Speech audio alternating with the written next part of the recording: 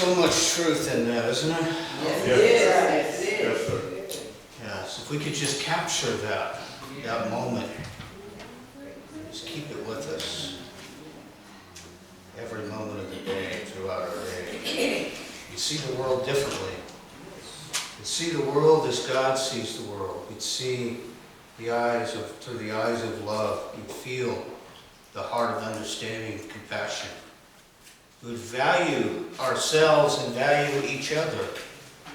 If we seen that oneness, that one presence and one power, instead of 7 billion, we see one presence, one power.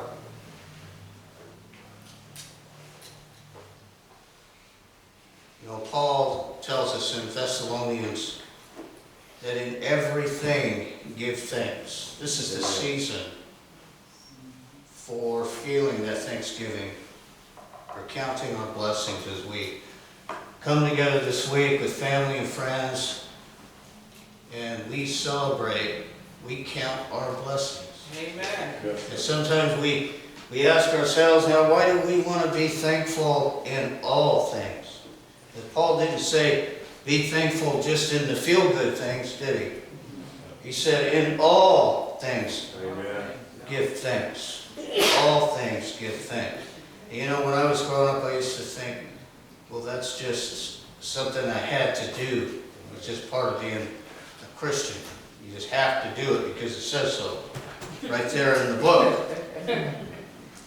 But I didn't know about the principle and the caring and the reasoning that's behind these words. These aren't just words put out there as rules like the Ten Commandments. It says, thou shalt not or thou shalt do this. There is principle behind everything that you do. So even in those things that don't feel good, we're going to go through that and find out why it's so important, especially with those things that don't feel so good. Because you have the power within you to transform situations, to transform feeling responses within you, living experiences. You know, when I see days like this, you know, sometimes it's challenging to think of all the good in your life. You know, we've become even affected by the weather for our moods.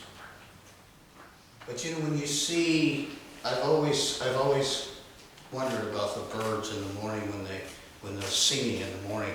They always sing in the morning, just at daybreak. And I heard someone say one time that they're giving praise to the Creator. Amen. And I thought, well, it seems kind of simple, but when you think about it, whether it's true or not, giving praise to the Creator, and you think and you look around nature, and you see all the things that are happening in celebratory fashion. Not just the birds singing, but you see majesty in nature that gives praise to its Creator. It's a direct reflection of the magnificence of a deeper power, not just force, but a power of love, a power of caring, a power of harmonizing force, where things are working together in perfect fashion, perfect style, even sometimes when they don't seem to be working so well. When we're looking through the eyes of our human judgment, when we're looking through our will and not God's will. When I am grateful for circumstances and people in my life, I have blessed them and increased their brilliance in my life. You know, the word gratitude is derived from the Latin word gratia, which means grace, graciousness, and gratefulness. You know, you've always heard, about grace. You've always heard Mother Mary full of grace. Well, within each one of us, there's a Mother Mary We always think about grace coming from outside of us. But within us is that generator of grace. Within us is that dynamo of love that's producing grace. And it starts in here. It starts in here.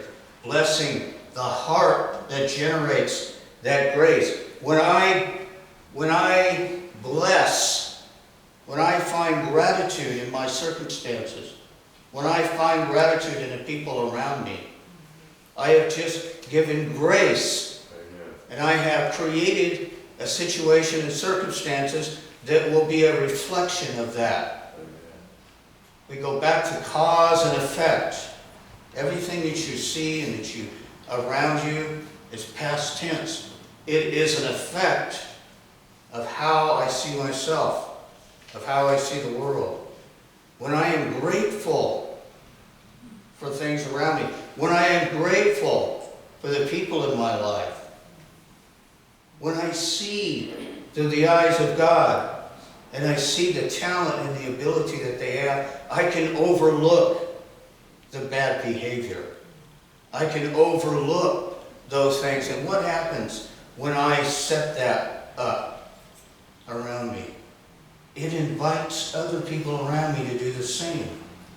All of a sudden, that wall that was between you now has just suddenly gone down like a guillotine, out of sight. And all of a sudden, you start to see through the eyes of God. And you see the real creation that is beyond there, the Christ presence in that person. Some water. Thank you. You start to see the presence of love.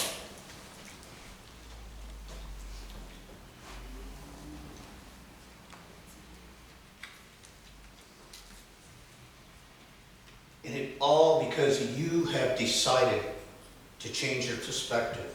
Yes, sir. You have decided to take yourself away from the attachments of judgment, knowledge of good and evil. You've given that up. You've surrendered that. You've given up self, as Jesus said. Take up your cross and follow me. Stop the judgments. Jesus' message was, take up the cross, follow me. Call out to Christ in each other. That doesn't mean accept bad behavior in other people. It means to call out to Christ in them. You know, I remember when my grandmother, she was a great example for me of grace. My mother died when I was 2 years old. I had these amazing grandmothers, and I was brought up very strict, but when I went to see my grandmother, which was quite often back then, she would always, something would happen, and everybody else would get nervous and upset around her. But she would just stay calm and centered. And she would, without judgment, she would just go straight to the positive. Now what's next? The positive. The what's next. And not get stuck in that place of, now what, what's, judging what just happened. But staying focused, seeing through the eyes of love. She generated grace by doing this. And I could never understand that. I used to think to myself, well, can't you see what's going on? Can't you see the seriousness of the situation? No, she didn't see it. She didn't see it. And eventually I learned to let go by her example. I eventually learned to let go. I eventually learned that all things have come to pass. They're here to tell us something. They're here to tell us something. Not coming from anywhere else except within ourselves. Within ourselves. Within the one presence and the one power. Life is always inviting us to move that circle of me outside into the I. The I that includes all. Every single individual. The I. So when we look out and we see, what we see is, you are the face of love. You are the face of God. You are the face of God. And you see, we stop seeing singularly the duality that Adam and Eve saw. When in Genesis it says their eyes were opened. And they go back to that single eye that Jesus talked about. We go back to seeing things through the one presence and the one power. You see, when we go the other way, and we start seeing things through the eyes of need to be right, we see a lot of that today, don't we? Yeah. We see people that have been so attached to politics and to politicians that they've made them idols, as if they are the source. The government is not your source of good. And neither is Hillary or Trump. They're not your source of good. God is my source. God is my source. God is my source. We have to keep reminding ourselves so we don't get attached to that stickiness that's going on in society nowadays, where we look outside of ourselves. You know, this could come right out of a chapter of the Old Testament, where the Israelites became tempted to do the very same thing that I've even seen ministers do. Get caught up in this rhetoric and this propaganda. Amen. And then they start bringing it into this holy sanctuary here. They start dragging themselves, God's name, to this mud. They start defiling the holiness of the privilege of what they've been given to do, the realm of service that they've been given. Far from that field of intelligence and reason, these people become the evil that they see in others. You see, they put themselves in as James explains, that trap that you set for another person, you step in yourself. When you become high and mighty and elitist, and you start judging people, there's self-righteous indignation. And you put yourself, without even knowing it, up here, and you start judging others. Because you fail to trust in the one presence and the one power. The abiding love that is beyond circumstances. The eye of the storm.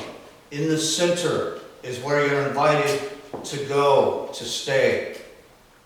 In the eye of the storm. Ultimately, when I am in gratitude for no particular reason, I attract the unseen, highest and best experiences in my life through people. They're unseen. I can stop taking a look around and saying, I'm grateful for this, and I'm grateful for this, and I'm grateful for this. There is a higher level of gratitude that just says, I am grateful. It's the highest form of gratitude. I am grateful. And you feel this presence of love because it doesn't depend on having someone there to love you. It doesn't depend on having a financially secure circumstance in your life. It doesn't depend on any circumstance that is temporary that's come to pass. It's there because you feel the one presence and the one power in your heart. He says, I am grateful. I am grateful. I am grateful. And in everything that comes from that is an effect of that cause. It's an effect.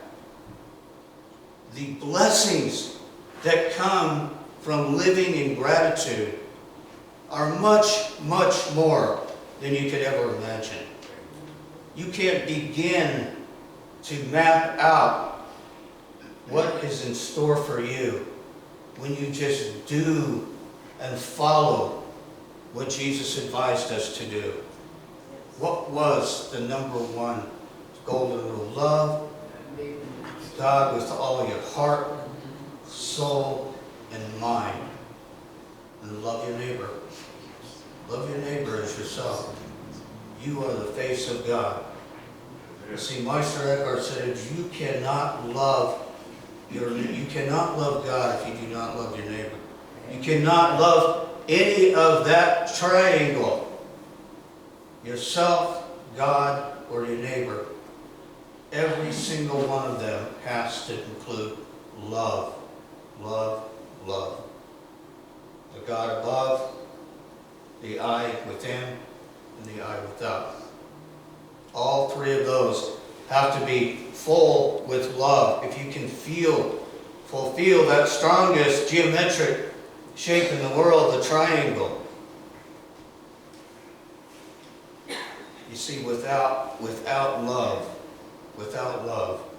we are living in a nightmare, a self-imposed nightmare. We demonstrate it. We talk about doom and gloom. Where does it come from? It comes from fear. And people in the world now, they exacerbate fear so that they can get their agenda. So what's ours to do to set example as Christians is to follow our heart. To be in gratitude means to be in trust. I trust that the presence of God is always with me. I trust that the presence of God goes before me.